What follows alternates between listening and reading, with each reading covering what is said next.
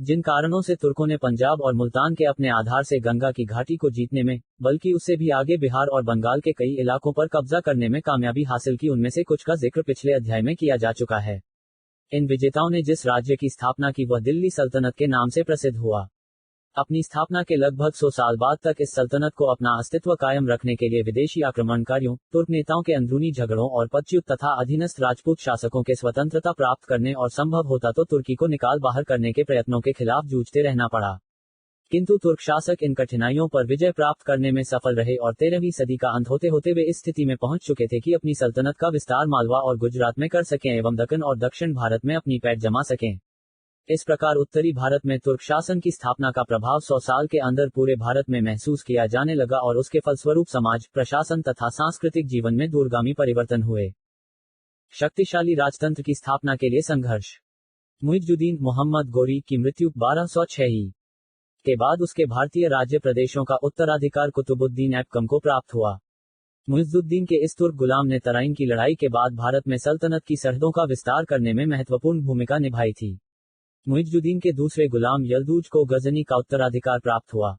गजनी के शासक के रूप में यल्दूज ने दिल्ली पर भी अपना हक जताया, लेकिन उसके इस दावे को ऐबक ने स्वीकार नहीं किया और दिल्ली सल्तनत ने गजनी से अपने सारे संबंध तोड़ लिए। यह एक प्रकार से अच्छा ही हुआ, क्योंकि इससे भारत मध्य एशियाई राजनीति के झमेलों में पड़ने से बच गया। इससे दिल्ली सल्तनत को भारत से बाहर के किसी देश का सहारा लिए बिना अपने बलबूते पर अपने ढंग से अपना विकास करने का मौका मिला। इल्तुतमिश 1210-36 1210 में चोगान पोलो खेलते समय घोड़े से गिर जाने से ऐबक को गहरी चोट लगी जिससे उसकी मृत्यु हो गई। उसके बाद उसका दामाद इल्तुतमिश दिल्ली की गद्दी पर बैठा, लेकिन इससे पहले उसे ऐबक के बेटे को लड़ाई में हराना पड़ा। इस तरह पिता का उत्तराधिकार पुत्र को प्राप्त होने की रीति को आरंभ में ही तोड़ दिया गया। इल्तुतमिश को तुर्कों की भारत विजय को स्थायित्व प्रदान करने का श्रेय देना होगा। उसकी गद्दीनशीनी के समय अलीमर्दान खान ने स्वयं को बंगाल और बिहार का राजा घोषित कर दिया था।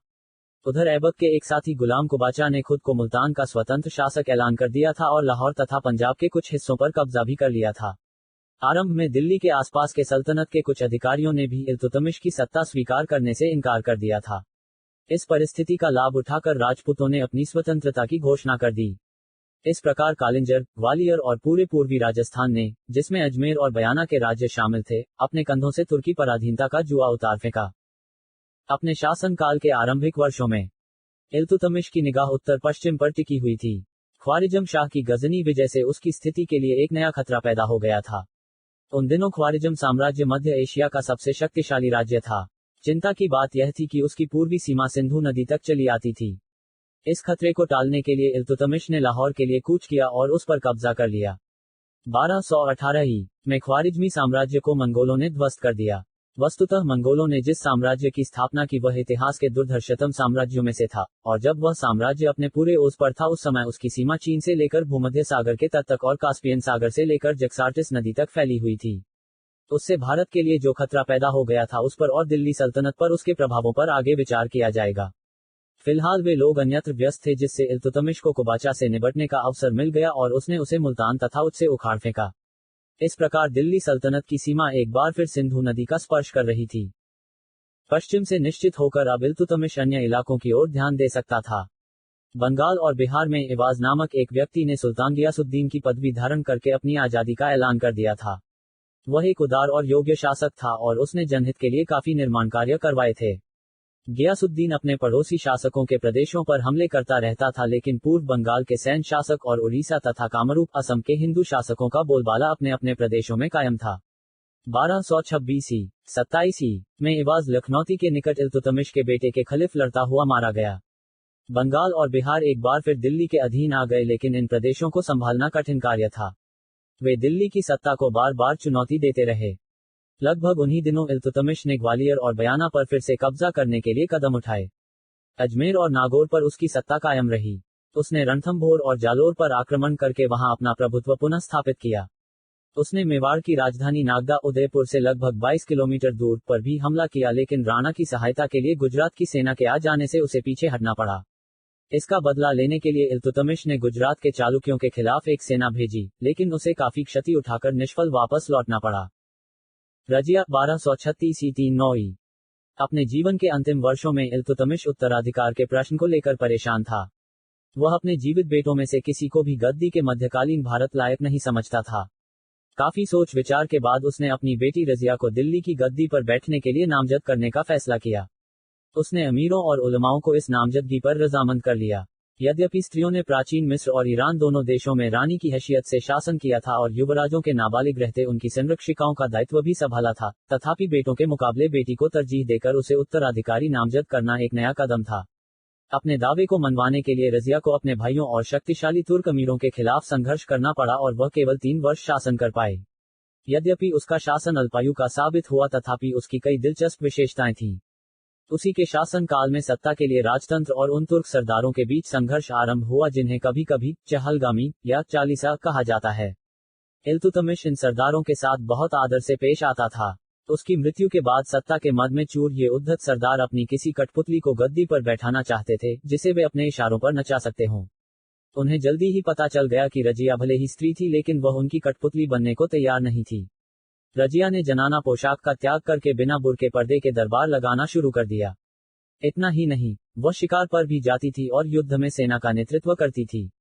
वजीर निजामुल मुल्क जुनैदी ने उसकी गद्दी नशीनी का विरोध किया था और उसके खिलाफ अमीरों के विद्रोह का समर्थन किया था। रजिया ने उसे लड़ाई में हराकर जान बचाकर भागने पर विवश कर दिया। उसने राजपूतों को काबू में लाने के लिए रणथंभौर पर आक्रमण किया और अपने पूरे राज्य में शांति सुव्यवस्था कायम की। लेकिन जब उसने अपने प्रति वफादार अमीरों का एक दल खड़ा किया और एक गैर तुर्क को ऊंचा पद दिया तो उसके खिलाफ विरोध की आग भड़क उठी। तुर्क अमीरों ने उस पर नारी सुलभ शील का त्याग करने और याकूब खां नामक अबिसिनियाई अमीर पर जरूरत से ज्यादा मेहरबान होने का आरोप लगाया। लाहौर और सरहिंद में विद्रोह भड़क उठा। उसने खुद ही सेना लेकर लाहौर पर आक्रमण कर दिया और वहां के सूबेदार को अपनी अधीनता मानने पर मजबूर कर दिया। जब वह सरहिंद की ओर बढ़ रही थी उस समय उसी के खेमे में विद्रोह भड़क उठा और याकूब खां को मौत के घाट उतार दिया गया। रजिया को तबरहिंद में बंदी बना लिया गया, लेकिन रजिया ने अपने को बंदी बनाने वाले सरदार अल्तुनिया को अपने पक्ष में मिला लिया और उससे शादी करके दिल्ली को फिर से फतह करने की एक और कोशिश की। रजिया बहुत बहादुरी से लड़ी लेकिन पराजित हो गई और लड़ाई में डाकुओं के हाथों मारी गई। बलबन का युग 1246 ई 1246 राजतंत्र और तुर्क सरदारों के बीच संघर्ष जारी रहा। आखिर उलुग खां नामक एक तुर्क सरदार ने ही धीरे धीरे सल्तनत की सारी सत्ता हथिया ली और 1265 में दिल्ली सल्तनत की गद्दी पर बैठ गया। यही वह सरदार था जो बाद में अपनाए गए अपने खिताबी नाम बलबन के रूप में इतिहास में प्रसिद्ध हुआ। इससे पहले बलबन इल्तुतमिश के एक कनिष्ठ सुल्तान पुत्र नासिरुद्दीन महमूद का नायब था जिसे उसने गद्दी हासिल करने में भी मदद दी थी। बलबन ने युवा सुल्तान से अपनी एक बेटी का विवाह करके अपनी स्थिति और भी मजबूत कर ली। बलबन के बढ़ते हुए रुतबे से बहुत से तुर्क सरदार उससे नाराज हो गए। चूंकि नासिरुद्दीन महमूद युवा और अनुभवहीन था इसलिए इन सरदारों को आशा थी कि वे पहले की तरह ही सत्ता और प्रभाव का उपभोग करते रहेंगे। लेकिन बलबन की बढ़ती हुई ताकत को देखकर उन्होंने 1285 में एक षड्यंत्र रचा और बलबन को उसके स्थान से अपदस्थ कर दिया।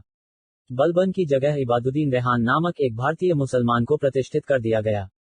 यद्यपि तुर्क सरदार चाहते थे कि सारी शक्ति और सत्ता उनके हाथों में सिमटी रहे, तथापि रेहान की नियुक्ति पर उन्हें इसलिए सहमत होना पड़ा कि उनमें इस बात पर सहमति नहीं हो रही थी कि उनमें से कौन उम्र पद पर प्रतिष्ठित किया जाए। बलबन पदत्याग के लिए तो राजी हो गया लेकिन वह बड़ी सावधानी से अपना एक दल तैयार करने की कोशिश में जुटा रहा। अपनी बर्खास्तगी के 2 साल के अंदर उसने अपने कई विरोधियों को अपने पक्ष में कर लिया। अब वह लड़ाई के मैदान में फैसले की तैयारी में लग गया। मालूम होता है कि उसने मंगोलों से भी, जिन्होंने पंजाब के एक बहुत बड़े हिस्से को तबाह कर दिया था, कुछ संपर्क स्थापित कर लिया था। आखिर एक सुल्तान को बलबन के दल की श्रेष्ठ ताकत के आगे झुकना पड़ा और उसने रेहान को बर्खास्त कर दिया। कुछ समय बाद रेहान को पराजित करके मार डाला गया। बलबन ने सीधी टेढ़ी चालें चलकर अन्य कई प्रतिद्वंद्वियों से भी छुटकारा पा लिया। यहां तक कि उसने राजप्रतीक छत्र भी धारण कर लिया। लेकिन शायद तुर्क सरदारों की भावनाओं का ख्याल करके वह खुद गद्दी पर नहीं बैठा। 1265 में सुल्तान नासिरुद्दीन महमूद मृत्यु हो गई। कुछ इतिहासकारों की राय है कि बलबन ने ही सुल्तान को जहर दे दिया था और उसने उसके बेटों का भी सफाया कर दिया था ताकि उसके लिए गद्दी हासिल करने का रास्ता साफ हो जाए। बलबन के तौर तरीके अक्सर कठोर और अवांछनीय हुआ करते थे, लेकिन इसमें संदेह नहीं कि उसकी गद्दीनशीनी के साथ मजबूत और केंद्रीकृत शासन के युग का सूत्रपात हुआ। चलचन राजपद की शक्ति और प्रतिष्ठा की अभिवृद्धि करने के लिए हमेशा प्रयत्नशील रहा क्योंकि उसे विश्वास था कि उसे अंदर और बाहर से जो खतरे थे उनका सामना करने का यही उपाय था। यह वह युग था जब सत्ता और शक्ति का अधिकारी उसी व्यक्ति को माना जाता था जो कुलीन घरानों में उत्पन्न हुआ हो और अपनी प्राचीन वंश परंपरा पर गर्व करने वाला हो। इसलिए गद्दी पर अपने दावे को मजबूत करने के लिए उसने घोषणा की कि वह विख्यात ईरानी शहंशाह अफासियान का वंशज है। अपने कुलीन रक्त का दावा साबित करने के लिए बलबन ने खुद को तुर्क अमीरों के हितों के रक्षक के रूप में पेश किया। वह किसी भी महत्वपूर्ण पद के लिए किसी ऐसे शक्ति के नाम के बारे में सोचने को तैयार नहीं था जो किसी कुलीन परिवार का न रहा हो। व्यवहारिक दृष्टि से इसका मतलब यह था कि किसी भी भारतीय मुसलमान को शक्ति और सत्ता का पद प्राप्त नहीं हो सकता था। कभी कभी तो उसका व्यवहार हास्यास्पद हो जाता था। उदाहरण के लिए उसने एक बहुत बड़े व्यापारी से मिलने से इसलिए इनकार कर दिया कि उसका जन्म उच्च कुल में नहीं हुआ था। इतिहासकार बर्नी ने लिखा है कि बलबन कहता था, जब भी मैं किसी नीच कुल में उत्पन्न है व्यक्ति को देखता हूं तो मेरी आंखों में अंगारे फूटने लगते हैं और क्रोध से मेरा हाथ उसे मारने के लिए मेरी तलवार पर चला जाता है। बर्नी खुद भी तुर्क अमीरों का बहुत बड़ा पक्ष पोषक था और हम नहीं जानते कि बलबन ने सचमुच ऐसी बात कही या नहीं, लेकिन इससे गैर तुर्कों के प्रति उसके रवैये का परिचय तो मिलता ही है। बलबन तुर्क अमीरों के हितों का रक्षक होने का दावा भले करता रहा हो लेकिन वह सत्ता में किसी को हिस्सेदार बनाने तैयार नहीं था, यहां तक कि अपने परिवार के लोगों को भी नहीं। उसकी निरंकुशता इतनी प्रबल थी कि वह अपने समर्थकों से भी अपनी आलोचना सुनने को तैयार नहीं था। बलबन अंत में चहलगानी अर्थात तुर्क अमीरों की शक्ति को ध्वस्त कर देने को कृतसंकल्प था और उतना ही कटिबद्ध वह राजपद की शक्ति और प्रतिष्ठा को परवान चढ़ाने के लिए था। इस लक्ष्य को प्राप्त करने के लिए उसने शेर खां नामक अपने परिजन को जहर देने में भी कोई संकोच नहीं किया। साथ ही रियाया का विश्वास प्राप्त करने के लिए वह सर्वथा निष्पक्ष न्याय किया करता था। अपनी सत्ता की अवमानना करने वाले बड़े से बड़े व्यक्ति को भी वह माफ नहीं करता था। उदाहरण के लिए अपने गुलामों के साथ निष्ठुर व्यवहार करने के लिए बदायूं के सूबेदार के पिता और अवध के भी सूबेदार के पिता को मिसाली सजाएं दी गईं। अपने को पूरे हालात से वाकिफ रखने के लिए बलबन ने हर महकमे में जासूस मुकर्रर किए। आंतरिक अशांति और अव्यवस्था से निपटने के लिए और पंजाब में अपने पैर जमा चुके तथा दिल्ली सल्तनत के लिए खतरा बने मंगोलों का सामना करने के लिए बलबन ने एक शक्तिशाली केंद्रीकृत सेना संगठित की। इस प्रयोजन से उसने सैन्य विभाग दीवान ए अर्ज का पुनर्गठन किया और जो सैनिक और घुड़सवार लड़ने लायक नहीं रह गए थे उन्हें पेंशन देकर उनकी छुट्टी कर दी। घुड़सवारों में से बहुत से लोग तुर्क थे जिन्होंने इस फैसले के खिलाफ बहुत चीख पुकार मचाई। दिल्ली के आसपास के इलाकों और दोआब में शांति सुव्यवस्था की स्थिति काफी बिगड़ गई थी। गंगा यमुना दोआब और अवध में सड़कें चोर डाकुओं के भय से ग्रस्त रहती थीं। यहां तक कि पूर्वी क्षेत्र से संपर्क बनाए रखना कठिन हो गया था। इस इलाके में कुछ राजपूत जमींदारों ने किले बनवा लिए थे और वे शासन को चुनौती देते रहते थे। मेवाती इतने दुस्साहसी और उद्दंड हो गए थे कि वे दिल्ली की सीमा तक पर लोगों को लूट लेते थे। इन लोगों से निपटने के लिए बलबन ने खून और फौलाद की नीति अपनाई। लुटेरों का दूर तक पीछा करके उन्हें मौत के घाट उतार दिया जाता था। बदायूं के आसपास के इलाकों में राजपूतों के गढ़ों को तहस नहस कर दिया गया, जंगलों को साफ कर दिया गया और सड़कों की हिफाजत के लिए वहां अफगान सिपाही बसा दिए गए। राजपूत जमींदार यदि उपद्रव करें तो उनसे भी निपटने की जिम्मेदारी उन्हें सौंपी गई। इन कठोर कार्रवाइयों के जरिए बलबन ने परिस्थिति पर नियंत्रण स्थापित कर लिया। लोगों पर अपनी सरकार की शक्ति और सामर्थ्य का रोब जमाने के लिए बलबन अपने दरबार का वातावरण खूब शानो शौकत से भरा रखता था। जब कभी वह बाहर निकलता था तो उसके इर्द गिर्द नंगी तलवार लिए अंगरक्षकों का बहुत बड़ा दल तैनात रहता था। दरबार में हंसी मजाक से उसे पूरा परहेज रखा जाता था। लोग उसे कभी अगंभीर मुद्रा में न देख लें इसलिए उसने शराब पीना भी छोड़ दिया था। अमीर लोग उसके समकक्ष नहीं थे। इस बात पर जोर देने के लिए सजदा और पैबोस दंडवत करने और राजा के कदम चूमने की रस्मों पर वह बहुत आग्रह रखता था। यह और ऐसी ही दूसरी कई रस्में जो उसने ईरानियों से नकल की थी, इस्लाम के विरुद्ध थीं। फिर भी उन पर आपत्ति करने की कोई गुंजाइश नहीं थी क्योंकि मंगोल हमलों के कारण जब मध्य और पश्चिम एशिया के इस्लामी राज्य मिटते जा रहे थे, ऐसे समय में बलबन और दिल्ली सल्तनत इस्लाम के अकेले रक्षक थे। बलबन की मृत्यु 1286 में हुई। निस्संदेह वह दिल्ली सल्तनत के प्रमुख निर्माताओं में से था, खास तौर से उसके शासन और संस्थाओं के रूप का। राजपद की शक्ति का रोब जमाकर बलबन ने दिल्ली सल्तनत को मजबूत बनाया, लेकिन वह भी मंगोलों के हमलों से उत्तर भारत को पूरी तरह सुरक्षित नहीं रख पाया। इसके अलावा गैर तुर्कों को शक्ति और सत्ता के पदों से अलग रखकर और अपनी सरकार का आधार एक छोटे से जातीय समूह को बनाने का प्रयत्न करके उसने बहुत से लोगों को नाराज कर दिया। फलतः उसकी मृत्यु से उठ खड़े हुए के बाद उपद्रव और झगड़े। फिर मंगोल और उत्तर पश्चिम सीमा की समस्या। अपनी प्राकृतिक सीमाओं के कारण भारत अपने इतिहास के अधिकांश दौर में बाहरी हमलों से सुरक्षित रहा है। केवल उत्तर पश्चिम में ही उसकी सुरक्षा कमजोर थी। जैसा कि हम देख चुके हैं, हुनों, सीथियाओं आदि की तरह तुर्क भी इसी क्षेत्र के पहाड़ों के दरों से होकर भारत में घुसे थे जहां उन्होंने अपना साम्राज्य स्थापित किया। इन पहाड़ों का विस्तार कुछ इस तरह का है कि पंजाब और सिंध की उपजाऊ घाटियों की रक्षा करने के लिए काबुल से लेकर गजनी होते हुए कंधार तक पहुंचने वाले क्षेत्रों पर नियंत्रण रखना जरूरी था। हिंदू कुश से घिरे क्षेत्र पर नियंत्रण स्थापित करना इससे भी अधिक जरूरी था क्योंकि यह मध्य एशिया से कुमक पहुंचाने का मुख्य मार्ग था। पश्चिम एशिया की पल पल बदलती परिस्थितियों के कारण दिल्ली सल्तनत इन सीमाओं की ओर ठीक से ध्यान नहीं दे पाई, जिससे भारत को उस ओर से बराबर खतरा बना रहा। मध्यकालीन भारत। ख्वारिज्मी साम्राज्य के उदय के फलस्वरूप काबुल, कंधार और गजनी पर गौरियों का नियंत्रण तेजी से मिट चला था और ख्वारिज्मी साम्राज्य की सीमा पूरब में सिंधु नदी तक पहुंच गई थी। मालूम होता था कि उत्तर भारत पर नियंत्रण स्थापित करने के लिए ख्वारिज्मी शासकों और कुतुबुद्दीन ऐबक के उत्तराधिकारियों के बीच संघर्ष शुरू होने ही वाला है। लेकिन तभी इससे भी एक बड़ा खतरा आ उपस्थित हुआ। हमारा तात्पर्य मंगोल नेता चंगेज खां के आगमन से है। चंगेज अपने को ईश्वर का अभिशाप कहने में गर्व का अनुभव करता था। मंगोलों ने 1218 में ख्वारिज्मी साम्राज्य पर आक्रमण कर दिया। जक्सार्टिस से लेकर कैस्पियन सागर और गजनी से लेकर इराक तक के फलते फूलते नगरों को मंगोलों ने बर्बाद कर दिया और ग्रामीण इलाकों में भी काफी तबाही मचाई। बहुत से तुर्क सैनिक मंगोलों के साथ जा मिले। मंगोल युद्ध के एक उपकरण के तौर पर आतंक का प्रयोग जानबूझकर करते थे। जब कभी कोई नगर जोत लिया जाता था तो विजितों के सभी सैनिकों और उनके बहुत सारे सरदारों को मौत के घाट उतार दिया जाता था। गैर सैनिकों को भी बख्शा नहीं जाता था। कारीगरों को मंगोल सेना में सेवा करने के लिए पकड़ लिया जाता था और शरीर से चुस्त दुरुस्त अन्य स्त्री पुरुषों को अन्य नगरों पर किए जाने वाले ऐसे हमलों के अवसर पर श्रमिकों के रूप में काम करने के लिए रोक लिया जाता था। इस सब से इस क्षेत्र के आर्थिक तथा सांस्कृतिक जीवन को भारी नुकसान पहुंचा। कालांतर में जब मंगोलों ने इस क्षेत्र में शांति सुव्यवस्था कायम कर दी और चीन से लेकर भूमध्य सागर के तट तक पहुंचने वाले व्यापारिक मार्गों को संरक्षण प्रदान किया तो पुनरुत्थान की प्रक्रिया आरंभ हुई। पर फिर भी ईरान, तुरान और इराक को अपना विगत वैभव फिर से प्राप्त करने में पीढ़ियों का समय लग गया। इस बीच दिल्ली सल्तनत पर मंगोल हमलों के कुछ गंभीर प्रभाव पड़े। शाही खानदानों के कई लोग, बहुत विद्वान और उल्मा तथा प्रमुख परिवारों झुंड बांध बांध कर दिल्ली पहुंचे।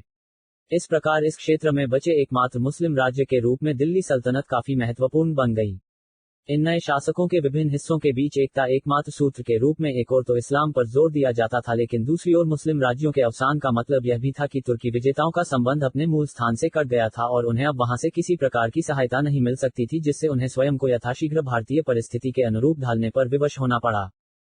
भारत पर मंगोल खतरा 1221 में आया। ख्वारिज्मी राजा की पराजय के बाद युवराज जलालुद्दीन जान बचाकर भाग निकला, लेकिन चंगेज खां उसका पीछा करता रहा। सिंधु नदी के किनारे युवराज ने चंगेज के खिलाफ जमकर लोहा लिया, लेकिन जब पराजित हो गया तो उसने अपने घोड़े को सिंधु नदी में उतार दिया और उसे पार करके भारत पहुंच गया। चंगेज खां 3 महीने तक नदी के आसपास मंडराता रहा, लेकिन अंत में उसे पार करने का इरादा छोड़ दिया। इसकी बजाय उसने ख्वारिज्मी साम्राज्य के बाकी हिस्सों को जीतने का फैसला किया। कहना कठिन है कि अगर चंगेज ने भारत पर आक्रमण करने का निर्णय किया होता तो परिणाम क्या होता। भारत का तुर्क राज्य अब भी काफी कमजोर और असंगठित था। भारत को तुर्कों के हाथों आरंभ में जितना झेलना पड़ा था, मंगोल आक्रमण होने पर उससे शायद ज्यादा खुरेजी, बर्बादी और तबाही के दौर से गुजरना पड़ता। उन दिनों दिल्ली पर इल्तुतमिश का शासन था। उसने मंगोलों को खुश करने के लिए जलालुद्दीन के शरण देने के अनुरोध को विनम्रतापूर्वक अस्वीकार कर दिया।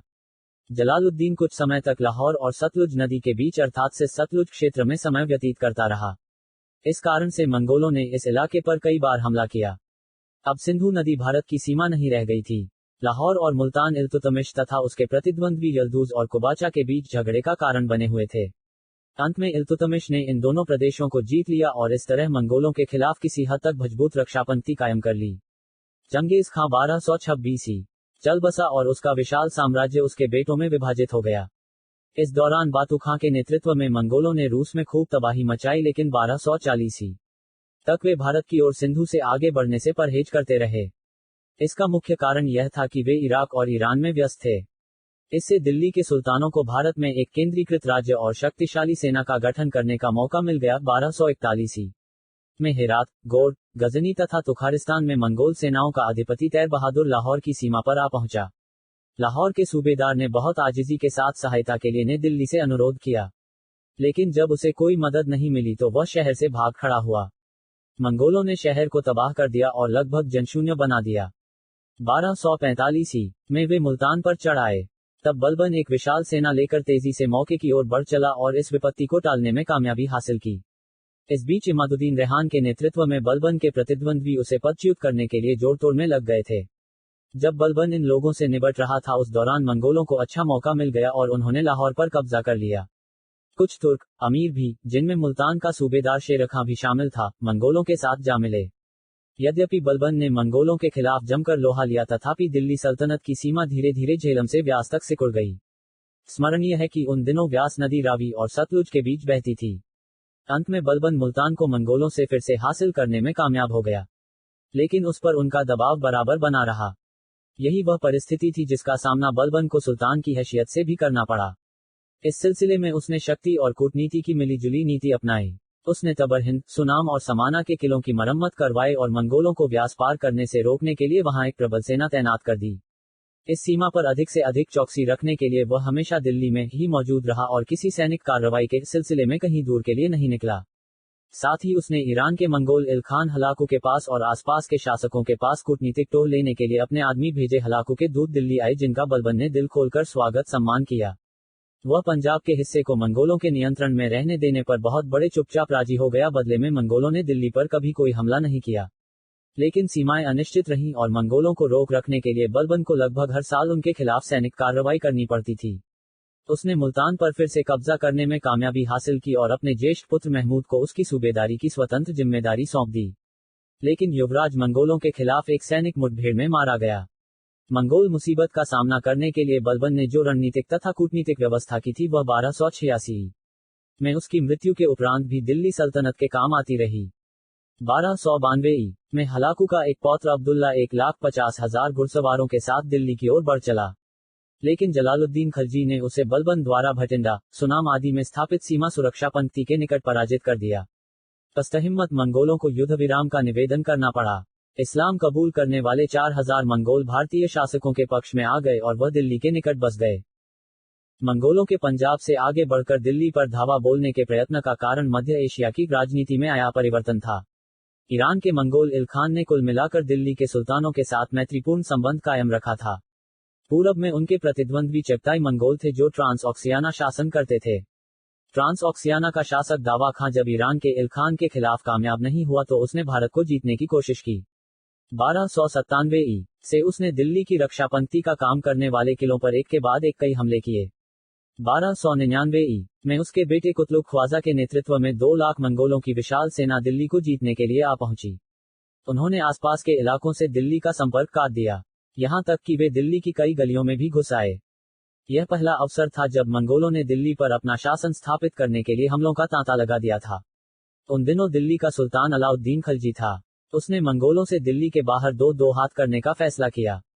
कई लड़ाइयों में भारतीय सेना विजयी रही, हालांकि उनमें से एक में प्रसिद्ध सेनानायक जफर खां खेत रहा। कुछ समय बाद मंगोल वापस लौट गए और उन्होंने संपूर्ण युद्ध का खतरा मोल नहीं लिया। 1303 में 1,20,000 की एक फौज के साथ मंगोल फिर से आ धमके। उस समय अलाउद्दीन खलजी राजपुताना में चित्तौड़ के खिलाफ सैनिक कार्रवाई में लगा हुआ था। मंगोलों के आने की खबर मिलते ही वह वापस लौट पड़ा और दिल्ली के निकट सिरी नामक अपनी नई राजधानी में किलेबंदी करके बैठ गया। दोनों सेनाएं अपने अपने शिविरों में एक दूसरे के आमने सामने 2 महीने तक सन्नद्ध रहीं। इस दौरान दिल्ली के नागरिक तरह तरह की मुसीबतें झेलते रहे। हर रोज झड़पें हो रही थीं। अंत में मंगोल एक बार फिर बिना कुछ हासिल किए लौट गए। दिल्ली पर किए गए इन 2 हमलों से यह स्पष्ट हो गया कि दिल्ली के सुल्तान मंगोलों का सामना कर सकते थे। यह ऐसा पराक्रम था जो मध्य या पश्चिम एशिया के शासक तब तक नहीं दिखा पाए थे। साथ ही यह दिल्ली के सुल्तानों को एक कड़ी चेतावनी थी। अब अलाउद्दीन खलजी ने एक विशाल और चुस्त सेना खड़ी करने के लिए गंभीरता से महत्वपूर्ण कदम उठाए और उसने व्यास के निकट के किलों की मरम्मत करवाई। फलतः अगले साल होने वाले मंगोल आक्रमण को उसने भारी नरसंहार के साथ विफल कर दिया। 1306 में ट्रांसऑक्सियाना के मंगोल शासक दावा खां की मृत्यु हो गई, जिसके बाद उसके राज्य में काफी अव्यवस्था फैल गई और गृहयुद्ध छिड़ गया। अब मंगोल भारत के लिए खतरा नहीं रह गए थे। यह दौर फिर नए विजेता तैमूर के समय में आया, जिसने मंगोलों को एक सूत्र में बांधा। मंगोलों के राज्य में फैली अव्यवस्था से लाभ उठाकर दिल्ली के शासकों ने फिर से लाहौर पर अधिकार कर लिया और कालांतर से साल्ट पर्वत श्रेणियों और सिंधु नदी तक अपना नियंत्रण स्थापित कर लिया। इस प्रकार देखा जा सकता है कि 13वीं सदी के पूरे दौर में दिल्ली के सुल्तानों को उत्तर पश्चिम से एक गंभीर खतरे का सामना करना पड़ा। यद्यपि मंगोलों ने धीरे धीरे पूरे पंजाब और कश्मीर पर कब्जा कर लिया था और दिल्ली को भी संकट में डाल दिया था, तथापि तुर्क शासकों की दृढ़ता और शक्ति और साथ ही उनकी कूटनीति के कारण यह खतरा टल गया और बाद में पंजाब पर दिल्ली ने फिर से अधिकार कर लिया। मंगोलों की ओर से दिल्ली सल्तनत के लिए पैदा किए गए खतरों का सल्तनत की सभी आंतरिक समस्याओं पर बहुत प्रभाव पड़ा। आंतरिक विद्रोह और दिल्ली सल्तनत की प्रदेश विजय को स्थायित्व प्रदान करने के लिए संघर्ष इलबारी तुर्कों, जिन्हें कभी कभी मामलूक या गुलाम तुर्क भी कहा जाता है, के शासनकाल में दिल्ली के सुल्तानों को न केवल शासक वर्ग के बीच के आपसी झगड़ों और विदेशी आक्रमणों का सामना करना पड़ा बल्कि आंतरिक विद्रोह से भी निपटना पड़ा। इनमें से कुछ विद्रोहों के नेता महत्वाकांक्षी मुसलमान सरदार थे जो स्वतंत्र हो जाना चाहते थे। कुछ विद्रोहों के नेता राजपूत राजा और जमींदार थे जो या तो तुर्क विजेताओं को अपने अपने प्रदेशों से निकाल बाहर करने को उद्यत थे या तुर्क शासकों की कठिनाइयों से लाभ उठाते हुए अपने कमजोर पड़ोसियों को दबाकर अपनी श्री समृद्धि की वृद्धि करना चाहते थे। इस प्रकार ये राजा और जमींदार केवल तुर्की के खिलाफ ही नहीं बल्कि आपस में भी लड़ते भिड़ते रहते थे। विभिन्न आंतरिक विद्रोहों के स्वरूप और लक्ष्य अलग अलग थे, इसलिए उन सबको हिंदू प्रतिरोध के एक ही शीर्षक के अंतर्गत रखना सही नहीं है। भारत बहुत बड़ा देश था और भौगोलिक कारणों से किसी एक केंद्र से पूरे देश पर शासन करना कठिन था। सूबेदारों को काफी स्वायत्ता देना जरूरी था और इस स्वायत्ता के साथ प्रबल स्थानीय भावनाओं का संयोग हो जाने पर वे दिल्ली के नियंत्रण से मुक्ति पाने और स्वयं को स्वतंत्र घोषित करने को उत्साहित हो जाते थे। स्थानीय शासक दिल्ली के शासन के खिलाफ क्षेत्रीय तथा धार्मिक भावनाओं से समर्थन पाने का भरोसा रख सकते थे। दिल्ली के सुल्तानों के खिलाफ हुए सभी विद्रोहों का वर्णन करना जरूरी नहीं है। भारत का पूर्वी हिस्सा, जिसमें बंगाल और बिहार शामिल थे, दिल्ली के नियंत्रण से मुक्त होने के लिए लगातार संघर्ष करते आ रहे थे। पिछले एक अध्याय में हम देख चुके हैं कि खलजी सरदार बख्तियार खलजी ने किस प्रकार सेन राजा लक्ष्मण सेन को लखनौती से निकाल बाहर करने में सफलता प्राप्त की थी। कुछ अव्यवस्था और गड़बड़ी के बाद इवाज नामक एक व्यक्ति ने गियासुद्दीन सुल्तान का खिताब धारण करके वहां स्वतंत्र शासक के रूप में काम करना शुरू कर दिया। उत्तर पश्चिम में इल्तुतमिश की व्यस्तता का लाभ उठाकर उसने अपना नियंत्रण बिहार पर भी स्थापित कर लिया और जाजनगढ़, उड़ीसा, तिरहुत, उत्तर बंगाल, पूर्व बंगाल तथा कामरूप, असम से नजराने उगाहना शुरू कर दिया। जब इल्तुतमिश उत्तर पश्चिम से मुक्त हुआ तो 1225 में उसने सेना लेकर इवाज पर आक्रमण किया। आरंभ में इवाज ने आत्मसमर्पण कर दिया, लेकिन इल्तुतमिश के पीठ फेरते ही उसने फिर से अपने को स्वतंत्र घोषित कर दिया। तब इल्तुतमिश के एक बेटे ने, जो कि अवध का सूबेदार था, इवाज को युद्ध में पराजित करके मौत के घाट उतार दिया। लेकिन उसके बाद भी स्थिति अनिश्चित ही रही। आखिर 1230 में इल्तुतमिश जब फिर सेना लेकर वहां पहुंचा तो हालत पर काबू पाया जा सका। इल्तुतमिश की मृत्यु के उपरांत बंगाल के सूबेदार सुविधानुसार कभी अपने को आजाद घोषित कर देते थे तो कभी दिल्ली की अधीनता मान लेते थे। इस काल में बिहार सामान्यतः लखनौती के नियंत्रण में रहा। बंगाल के जिन सूबेदारों ने स्वतंत्र शासकों की तरह बर्ताव करने की कोशिश की, हालांकि इसमें उन्हें खास कामयाबी नहीं मिली। उन्होंने कड़ा, मणिकपुर आदि पर अर्थात अवध तथा बिहार के बीच पड़ने वाले इलाकों पर भी अपना नियंत्रण स्थापित करने का किया। उन्होंने राधा, दक्षिण बंगाल, उड़ीसा और कामरूप, असम पर भी अपना दबदबा कायम करने का प्रयास किया। इस संघर्ष में उड़ीसा तथा असम के शासकों ने अपना वर्चस्व भली भांति बनाए रखा। 1244 में उड़ीसा के शासक ने लखनौती के निकट मुसलमानों की फौज को गहरी शिकस्त दी। उड़ीसा की राजधानी जाजनगढ़ पर कब्जा करने के लिए मुसलमानों ने बाद में जो प्रयत्न किए उनका परिणाम भी ऐसा ही रहा। इससे स्पष्ट हो गया कि लखनौती के स्वतंत्र मुसलमान शासक इतने शक्तिशाली नहीं थे कि वे पड़ोस के हिंदू क्षेत्रों पर अपना नियंत्रण स्थापित कर सकते। जब बलबन के रूप में दिल्ली को एक शक्तिशाली शासक मिला तो स्वभावतः दिल्ली सिंहासन बिहार और बंगाल पर अपना नियंत्रण पुनः स्थापित करने को उद्यत हो उठा। अब दिल्ली की औपचारिक अधीनता की स्वीकृति उसके लिए काफी नहीं थी। तुगरिल ने पहले तो बलबन की अधीनता कबूल कर ली थी, लेकिन बाद में उसने भी अपनी आजादी का ऐलान कर दिया था। बलबन सेना लेकर लखनौती आधम का 1280 और तुगरिल को खत्म कर दिया। यही नहीं, उसने उसके परिजनों और अनुगामियों को भी अमानवीय दंड दिए। यह अभियान 3 साल तक चला और यह एकमात्र ऐसा सैनिक अभियान था जिसका नेतृत्व बलबन ने दिल्ली से दूर जाकर किया था। लेकिन दिल्ली बंगाल पर ज्यादा दिनों तक अपना नियंत्रण कायम नहीं रख सकी। बलबन की मृत्यु के बाद उसके बेटे बुगरा खान ने, जिसे बलबन बंगाल का दार नियुक्त किया था, दिल्ली की गद्दी के लिए अपनी जान को जोखिम में डालने की बजाय बंगाल पर स्वतंत्र रूप से शासन करना बेहतर समझा। इसलिए उसने भी अपनी आजादी का ऐलान करके एक राजघराने की स्थापना की, जो अगले 40 वर्षों तक बंगाल पर शासन करता रहा। इस प्रकार 13वीं सदी के ज्यादातर दौर में बंगाल और बिहार दिल्ली के काबू से बाहर रहे। पंजाब का भी बहुत बड़ा हिस्सा मंगोलों के हाथों में चला गया। यहां तक कि गंगा के दोआब में भी तुर्क शासन पूरी तरह से सुरक्षित नहीं था। गंगा पार के कोटरिया राजपूत, जिनकी राजधानी अहित क्षेत्र में थी, काफी दुर्धर्ष थे। वे बदायूं जिले पर आए दिन हमले करते रहते थे। अंत में गद्दीनशीन होने पर बलबन खुद ही एक विशाल सेना लेकर उन पर चढ़ाया। उसने वहां खूब मारकाट मचाई और जिले को लगभग जंगविहीन बना दिया। जंगलों को साफ करके सड़कें बनवाई गई। बर्नी ने लिखा है कि उस दिन से बरान, अमरोहा, संभल और कटिहार आधुनिक पश्चिमी उत्तर प्रदेश के एकता सुरक्षित हो गए और उन्हें उपद्रवों से हमेशा के लिए मुक्ति मिल गई। दिल्ली सल्तनत की दक्षिणी और पश्चिमी सीमाएं भी पूरी तरह से सुरक्षित नहीं थीं। यहाँ समस्या दोहरी थी। ऐबक के अधीन तुर्कों ने तिजारा, अलमवर, बयाना, ग्वालियर, कालिंजर आदि के दुर्गों की पूरी श्रृंखला पर कब्जा कर लिया था।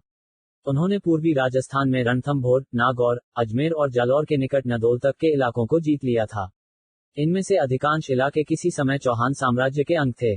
अब भी उन पर चौहान परिवारों का ही शासन था। इसलिए उनके खिलाफ ऐबक की सैनिक कार्रवाइयां वास्तव में चौहान साम्राज्य के खिलाफ चलाई गई मुहिम का हिस्सा थीं।